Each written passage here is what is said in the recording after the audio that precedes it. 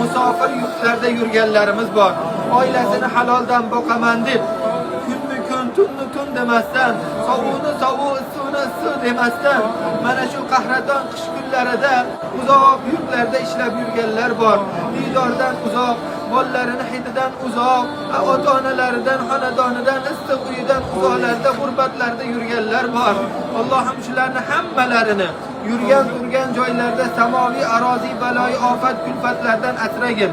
O'zing ofiyat bergin, salomatlik bergin. Musofir yurtlarda, g'urbat joylarda och nahor, sarson, sargardon Allohim hasta bemor qilib qoldirib qo'ymagin.